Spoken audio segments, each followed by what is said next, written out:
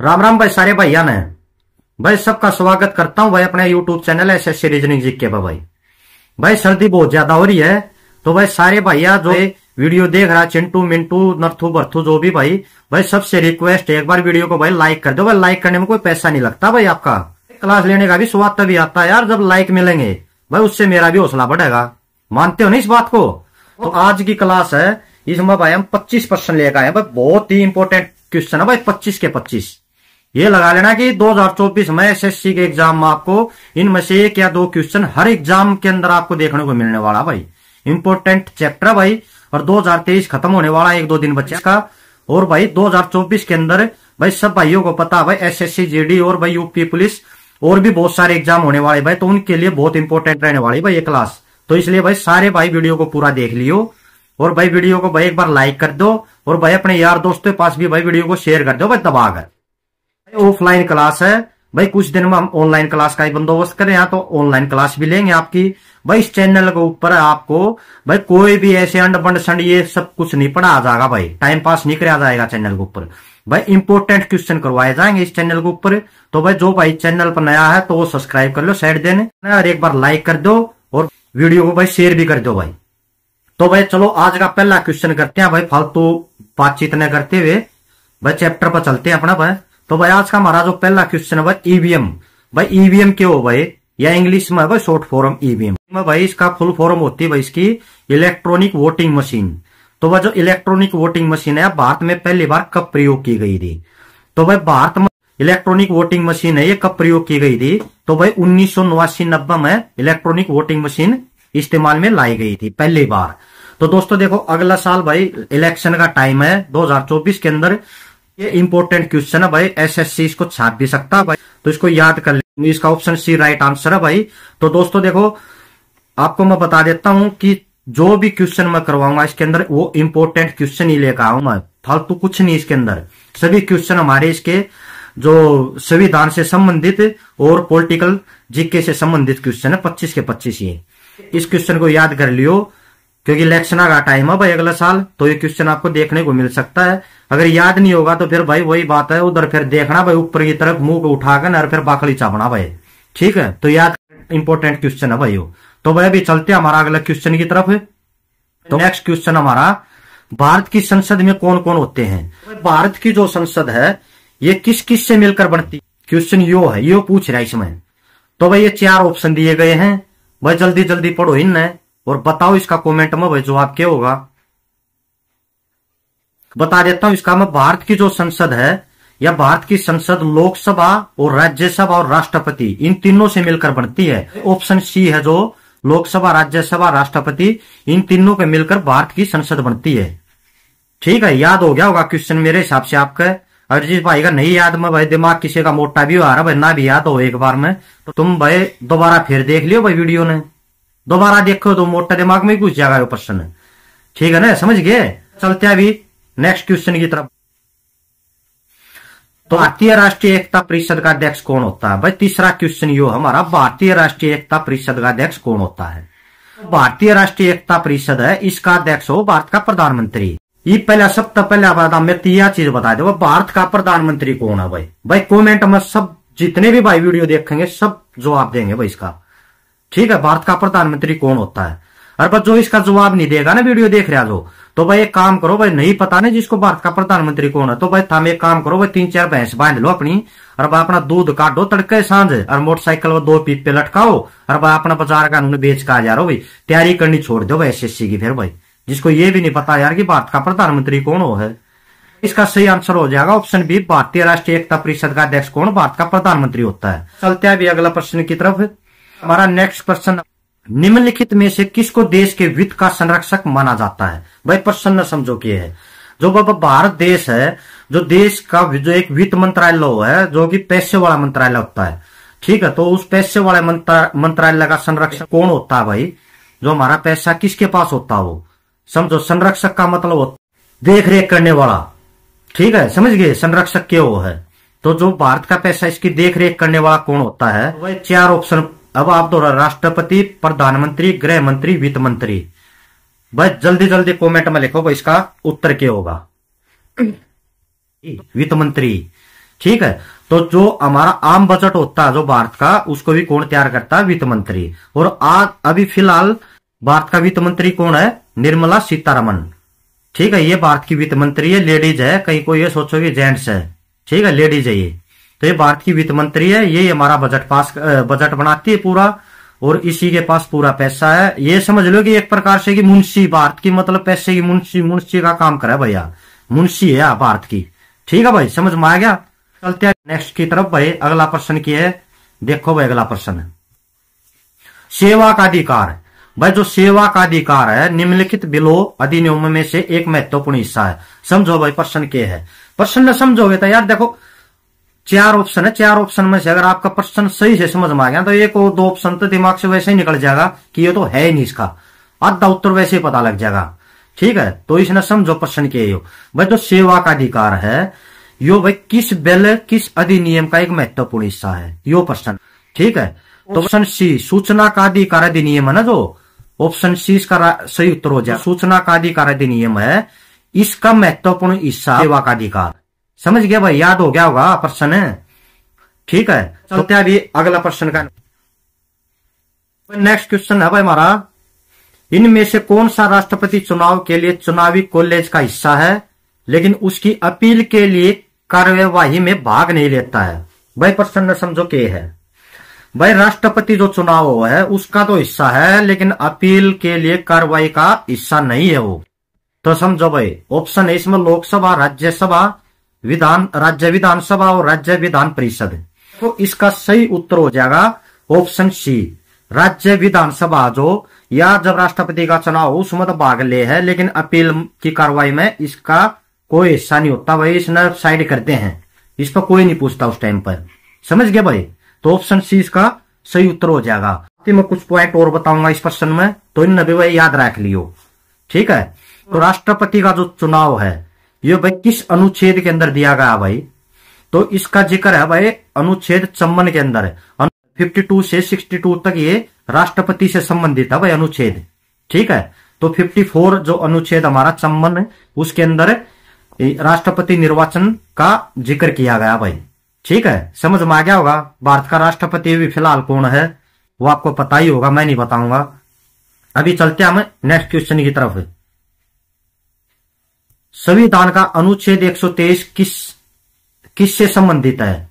थोड़ा लेखन में गलती कर रखी। संविधान का जो अनुच्छेद 123 है वो किससे संबंधित है? ऑप्शन है इसमें राष्ट्रपति के अध्यादेश, ऑप्शन बी सुप्रीम कोर्ट का सलाहकार क्षेत्राधिकार, ऑप्शन सी जम्मू कश्मीर की विशेष स्थिति, ऑप्शन डी है चुनाव आयोग। समझो भाई प्रश्न ने कह दे रखा, जो संविधान का अनुच्छेद 123 है भाई वो किससे संबंधित है? सड़ा साइड भाई आप इसका जवाब दो भाई। भाई एक काम और करेंगे हम, तो देखते हैं अभी 2-4 दिन 10 दिन के अंदर है ना जो हमारे अनुच्छेद है ना, इन अनुच्छेदों से संबंधित एक भाई क्लास, इनकी स्पेशल क्लास लेकर आएंगे भाई। इंपोर्टेंट चैप्टर है भाई वो, हर एक मतलब क्वेश्चन में, चाहे वो भाई किसी स्टेट लेवल का एग्जाम हो चाहे वो सेंटर का एग्जाम हो, तो सबके अंदर ये 100% पूछा था भाई अनुच्छेद के बारे में। तो ठीक है, इसका हम एक अलग से पूरी क्लास लेंगे भाई। कुछ प्रश्न इसमें भी ले रखे मैंने, तो देखो इसका उत्तर जल्दी जल्दी बताओ भाई, इसका उत्तर क्या होगा? तो इसका उत्तर हो जाएगा भाई हमारा जो संविधान अनुच्छेद 123 है किससे संबंधित है? यो राष्ट्रपति के अध्यादेश, इससे संबंधित है भाई वो। ठीक है, याद कर लियो भाई, इंपोर्टेंट क्वेश्चन 2024 में मिलेगा। देखियो पक्का एसएससी इसको पक्का छापेगी भाई, किसी न किसी एग्जाम में आपको शायद ये एसएससी जीडी में ही देखने को मिल जाएगा ये क्वेश्चन। ठीक है, तो क्या भी अगला प्रश्न की तरफ भाई। तो नेक्स्ट क्वेश्चन हमारा, तो वो हमारा क्वेश्चन है भाई AFSPA पहली बार कहां लगाया गया था? तो समझो प्रश्न ने क्या प्रश्न है यो। तो पहला तो ये जो AFSPA ये भाई ये क्या बीमारी भाई, पहले तो इसको समझो। तो भाई इसकी फुल फॉर्म हो armoured forces special power act. पहली बार कहां लगाया गया? सबसे पहले 7 जो पूर्वोत्तर राज्य है, पूर्व के अंदर है जो 7 राज्य ये, इनके अंदर ये लागू किया गया था भाई। ठीक है, अभी तो इसको फिलहाल इसको कुछ कम कर दिया गया है, तो 64 साल हो चुके इसको लगे ये मेरे हिसाब से कभी ये 1958 के अंदर इसको लागू किया गया था भाई, वहां लगा था ये एक्ट। ठीक है, केंद्र सरकार ने लगा था उस टाइम पे ये, तो अभी तो इसकी पावर कुछ कम कर दी वहां पर। इसके संकेत मिल रहे कि अभी इसको शायद पूरा ही खत्म कर देंगे धीरे धीरे। इंपॉर्टेंट क्वेश्चन है भाई ये, तो इसका फुल फॉर्म भी याद रखियो, armoured forces special power act है भाई इसका। तो ये इसका उत्तर हो जाएगा भाई ऑप्शन डी। 7 पूर्वोत्तर राज्य जो इनके अंदर ये पहली बार 1958 में लगाया गया था भाई ये, ठीक है। असम, मणिपुर, नागालैंड ये इस साइड है जो ये, तो उनके अंदर ये लागू किया गया था भाई। तो चलते हैं हमारा अगला प्रश्न की तरफ। तो आज का हमारा अगला प्रश्न, भारत में गार्जियन ऑफ पब्लिक पर्स किसे कहा जाता है? तो ये है भाई हमारा आज का अगला प्रश्न भाई। पहले प्रश्न न समझो भाई प्रश्न क्या है, फिर इसका जवाब दियो भाई कमेंट में, सारे जितने भाई वीडियो देख रहे हैं, ठीक है। इंपॉर्टेंट प्रश्न है भाई। भारत में गार्जियन ऑफ पब्लिक क्या होता है? तो गार्जियन ऑफ पब्लिक होता है जो भारत का नियंत्रक एवं महालेखा परीक्षक, इसको क्या बोलते हैं? गार्जियन ऑफ पब्लिक पर्स, ठीक है। तो ये क्या है? ये भारत सरकार, राज्य सरकार और भारत सरकार के जो अंडर में जितनी कंपनी आती है उनका ऑडिट करता है भाई ये, ठीक है। जो गार्जियन ऑफ पब्लिक पर्स है, तो ये उनका ऑडिट करता है उन सारी कंपनियों का, भारत सरकार का और राज्य सरकार का। और जो केंद्र सरकार की रिपोर्ट तैयार करता है ये, तो वो रिपोर्ट किसको देता है? ये राष्ट्रपति को। और जो राज्य सरकार से संबंधित जो रिपोर्ट तैयार करता है ये, वो किसको देता है? ये राज्यपाल को देता है। तो भाई समझ में आ गया इसका? तो इसका भाई उत्तर होगा ऑप्शन ए, नियंत्रक और महान्यायवादी। वह भी चलते हैं अगला प्रश्न की तरफ। तो आज का हमारा अगला प्रश्न, भारत में किसी शहर का पहला नागरिक कौन होता है? शहर का पहला नागरिक किसको बोलते हैं भाई? जैसे भाई गांव में कौन होता है? सरपंच होता है भाई पहला नागरिक, गांव का सरपंच ही होता है ना पहला नागरिक है। उसके बाद भाई जो मेंबर ये होते हैं भाई। तो जो शहर का पहला नागरिक होता है वो कौन होता है भाई? मेयर। भाई शहर में, गांव में सरपंच का इलेक्शन होता है, सरपंच बनते हैं। और शहर के अंदर कौन बनता है भाई? मेयर बनता है भाई, वहां पर मेयर चुना जाता है भाई शहर के अंदर, ठीक है। तो जो शहर का पहला नागरिक है वो कौन होगा? ऑप्शन ए, मेयर इसका सही उत्तर हो जाएगा। क्या अगला प्रश्न की तरफ। तो भाई हमारा आज का अगला प्रश्न है, द पेरलिस ऑफ डेमोक्रेसी पुस्तक किसने लिखी थी? भाई यह एक पुस्तक लिखी गई थी किसी महान व्यक्ति के द्वारा। तो भाई किसके द्वारा लिखी गई थी? तो भाई यह पुस्तक जो या शंकर दयाल शर्मा जो, इसके द्वारा ये पुस्तक लिखी गई थी। शंकर दयाल शर्मा ये कौन था भाई? जो शंकर दयाल शर्मा था भाई, ये भारत का 9वां राष्ट्रपति भी था भाई, ठीक है। तो इन्हें भारत के राष्ट्रपति के रूप में भी रहा है ये। कब से कब? 1992 से 1997 तक ये भारत का राष्ट्रपति रहा था। 1987 से 1992 तक ये भारत का उपराष्ट्रपति था, ठीक है। और ये महाराष्ट्र का राज्यपाल भी रह चुका उससे पहले ही। तो आप इसको याद रख लेना, शंकर दयाल शर्मा ये कौन था? भारत का 9वां राष्ट्रपति था और उपराष्ट्रपति भी ये रहा है। तो अभी चलते हैं अगला प्रश्न की तरफ।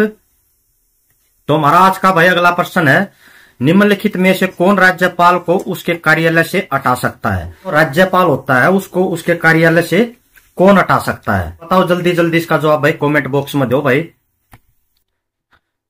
ऑप्शन आपके राज्य विधानसभा, ऑप्शन बी संसद, ऑप्शन सी राष्ट्रपति, ऑप्शन डी प्रधानमंत्री। सही उत्तर हो जाएगा ऑप्शन सी, राष्ट्रपति है जो ये राज्यपाल को उसके कार्यालय से हटा सकता है। अभी चलते हमारा अगला प्रश्न की तरफ। तो आज का हमारा अगला प्रश्न, प्रधानमंत्री का 15 सूत्री कार्यक्रम निम्नलिखित में से किसके लिए है? जो भाई जो प्रधानमंत्री का 15 सूत्रीय कार्यक्रम है, यो निम्नलिखित में से किसके लिए है? भाई जो इसने पहले प्रश्न को समझो भाई, प्रश्न ये 15 सूत्रीय कार्यक्रम ये है क्या चीज, ठीक है। तो ये किसके लिए है? तो ऑप्शन आपके अनुसूचित जनजाति, बेरोजगार, आदिवासी या अल्पसंख्यक, किसके लिए है? तो 15 सूत्रीय कार्यक्रम है ये अल्पसंख्यकों के लिए है। तो ऑप्शन डी इसका सही उत्तर हो जाएगा, अल्पसंख्यक। आ गया समझ में प्रश्न किसके लिए हो? तो ऑप्शन डी अल्पसंख्यकों के लिए प्रधानमंत्री 15 सूत्रीय कार्यक्रम है। चलते हैं अभी अगला प्रश्न की तरफ। तो अगला प्रश्न है भाई, भारत के संविधान के निम्नलिखित अनुसूची में से कौन सा नया राज्य बनाने के लिए संशोधित किया जाना है? भाई प्रश्न समझो भाई क्या है यो, जो भारत का संविधान है उसकी अनुसूची में कोई नया राज्य बनाना हो तो उसमें कौन सी अनुसूची में संशोधित किया जाता है भाई? समझ गए? कोई नया राज्य बनाना हो तो कौन सी अनुसूची है जो उसमें संशोधित करना पड़ेगा? इसका उत्तर होगा जो भारत की जो चौथी अनुसूची है इसके संविधान संशोधित किया जाता है। तो ऑप्शन डी इसका सही उत्तर हो जाएगा भाई, चौथी अनुसूची। अभी चलते हैं अगला प्रश्न की तरफ। टाइम बहुत ज्यादा हो गया तो जल्दी जल्दी करते हैं भाई कवर। अगला प्रश्न हमारा, सुप्रीम कोर्ट की सर्किट बेंच कहाँ? Option A Delhi, option B Mumbai, option C Kolkata, option D इनमें से कोई नहीं। भाई जो सुप्रीम कोर्ट की बेंच ये क्या होती है भाई? इसके अंदर 5 जज होते हैं भाई। ठीक है, तो ये कहा, तो इसका ऑप्शन हो जाएगा ऑप्शन डी, इनमें से कोई नहीं भाई। इसका कोई ठिकाना नहीं है भाई फिक्स कि दिल्ली, मुंबई, कलकत्ता, चेन्नई, कहीं नहीं है भाई। तो इसका ऑप्शन हो जाएगा भाई इनमें से कोई नहीं। समझ गया भाई? सुप्रीम कोर्ट की जो सर्किट बेंच है यह कहीं पर भी नहीं है भारत में। ठीक है, तो ऑप्शन डी इसका सही उत्तर हो जाएगा। इसका हमारा अगला क्वेश्चन है, राज्यसभा के बारे में कौन सा कथन असत्य है? भाई ये 4 कथन दे रखे हैं, इनमें से राज्यसभा के बारे में कौन सा कथन असत्य है ये बताना भाई आपने। तो वह राज्यसभा में 12 सदस्य प्रधानमंत्री द्वारा मनोनीत किए जाते हैं। ये कथन तो गलत है, ऑप्शन ए तो गलत हो गया भाई। अभी दूसरा भी देखते हैं, राज्यसभा भंग नहीं हो सकती है। राज्यसभा भाई, राज्यसभा भंग हो सकती है? नहीं हो सकती, नहीं हो सकती है राज्यसभा भाई, ये सत्य कथन है।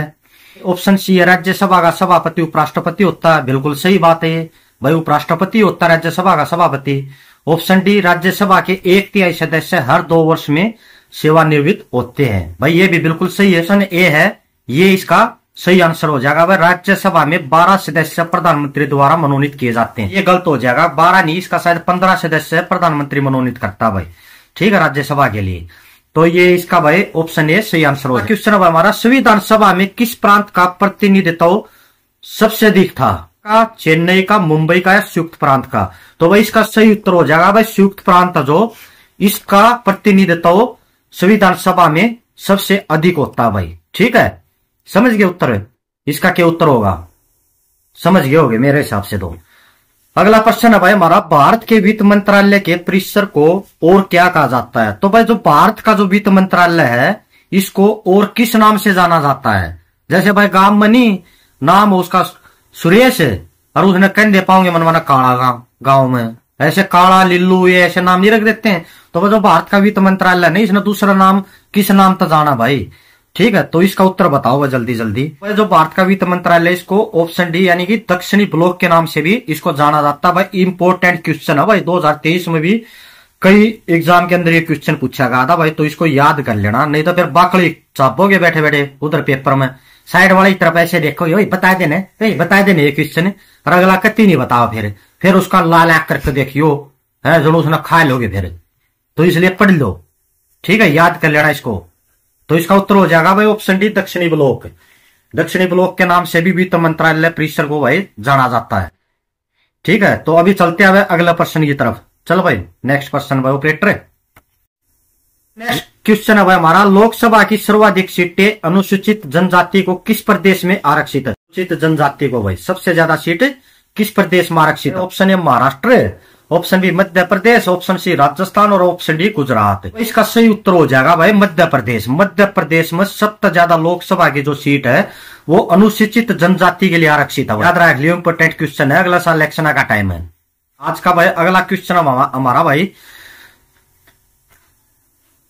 थोड़ा और ऊपर कर दे, सीमा प्रबंधन विभाग किस मंत्रालय के अंतर्गत विभाग है? भाई जो सीमा प्रबंधन विभाग है वो किस मंत्रालय के अंतर्गत का विभाग है भाई? ऑप्शन ए है भाई रक्षा मंत्रालय, ऑप्शन बी है विदेश मंत्रालय, ऑप्शन सी है गृह मंत्रालय, ऑप्शन डी है वित्त मंत्रालय।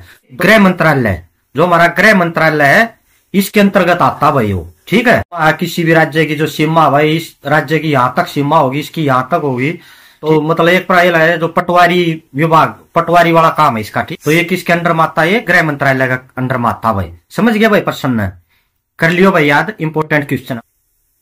आमतौर पर चुनाव आयोग के अनुसार पोलिंग बूथ मतदाता के घर से अधिकतर कितना दूर हो सकता है? बहुत ही अच्छा क्वेश्चन है भाई, पता होना चाहिए।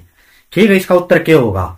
अगर भाई आपका भी अगर गांव में ना जो वोट पड़ेंगे नहीं अगला साल, अगर जो इसका जो उत्तर है अगर इससे दूर हो तो भाई रिपोर्ट कर दियो उसकी। ठीक है, तो भाई इसके ऑप्शन है भाई 1 किलोमीटर, 2 किलोमीटर, 4 किलोमीटर या 5 किलोमीटर। चुनाव जो आपकी वोट पड़ेंगे, जो पोलिंग बूथ है वो भाई आपका मतलब घर से अधिकतर कितनी दूर हो सकता है भाई, ये बताना आपको इसमें। इसका सही उत्तर हो जाएगा 2 किलोमीटर। बस ज्यादा से ज्यादा 2 किलोमीटर दूर आपका घर से मतलब पोलिंग बूथ हो सकता है। अगर इससे ज्यादा दूर है तो भाई आप रिपोर्ट कर सकते हो उसकी। ठीक है, अभी रिपोर्ट कहाँ करनी है तो उधर ही इलेक्शन कमीशन को इसकी आप रिपोर्ट कर सकते हो।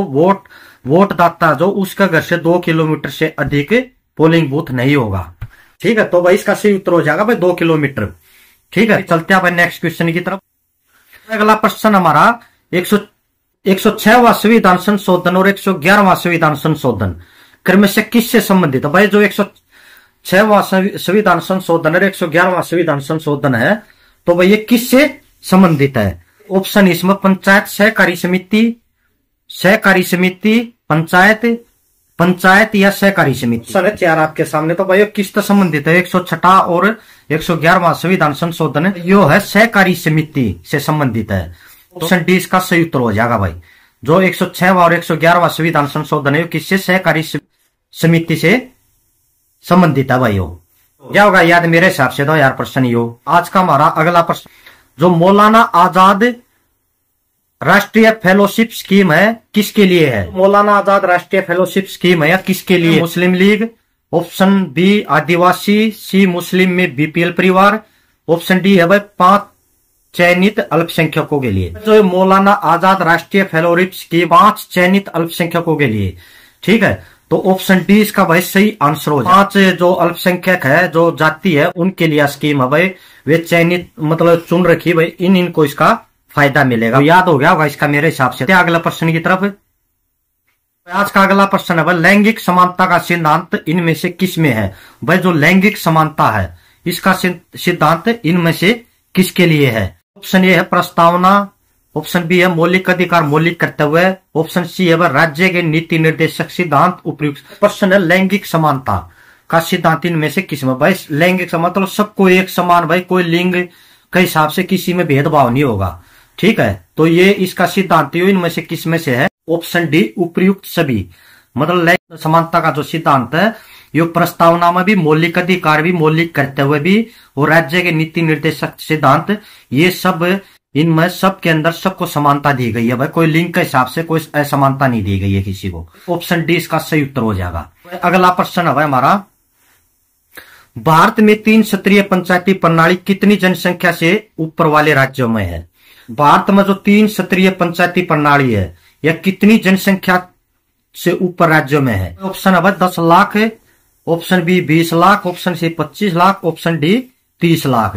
भाई ऑप्शन डी इसका भाई सही आंसर हो जाएगा 20 लाख। 20 लाख से ज्यादा जहां की जनसंख्या है तो वहां पर 3 स्तरीय पंचायती प्रणाली है। चलते हैं आज का नेक्स्ट क्वेश्चन। अच्छा कंप्लीट हो, आज की क्लास पूरी होगी भाई। जानता पहले एक बार फिर कहूँ भाई, वीडियो को एक बार लाइक कर, है कोई पैसा नहीं लगता लाइक करने में आपका। क्लास को ज्यादा ज्यादा भाई शेयर कर। भाई कुछ समझ में नहीं आया तो भाई एक बार फिर देख लियो वीडियो ने। अगर आपको पीडीएफ चाहिए इस क्लास का, वीडियो की डिस्क्रिप्शन में हमारा चैनल है भाई SSC reasoning GK, Telegram channel हमारा ये, इसका लिंक आपको मिल जाएगा, वहां से आप ज्वाइन कर लेना तो आपको वहां पीडीएफ भी मिल जाए इसका पूरा। क्या फिर कल फिर एक नई क्लास के साथ बहुत हो रहा है, छोड़ो डो और ताने का ले जाओ। किसी भाई ने ना समझ में आयो तो दोबारा वीडियो देख लो, रजाई में बड़े बड़े। मिलते हैं कल फिर शाम का टाइम। जय हिंद, जय भारत।